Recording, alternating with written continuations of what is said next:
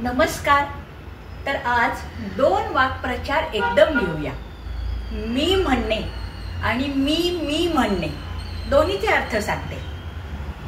मी म्हणणे म्हणजे खूप असणे, ऊन मी म्हणते, पाऊस मी म्हणतोय, थंडी मी म्हणतेय म्हणजे खूप थंडी आहे। आणि मी म्हणणे म्हणजे याचा अर्थ असा आहे की स्वतःबद्दल फाजील आत्मविश्वास असणे किंवा स्वतःची स्तुती करणे। अहो, मराठी मायबोली इतकी मजेशीर आहे, ह्याच्यात इतके वेगवेगळे शब्दप्रयोग आहेत आणि त्याचे उपयोग कसे करायचे हे सुद्धा खूप वेगवेगळ्या तऱ्हेने आपल्या समोर येतं। आता सांगते हं उदाहरण। काल मी म्हणणारे लोक घरीच बसून होते, कारण बाहेर ऊन मी म्हणत होतं। अर्थ आला लक्षात? किती मजेशीर आहे ना?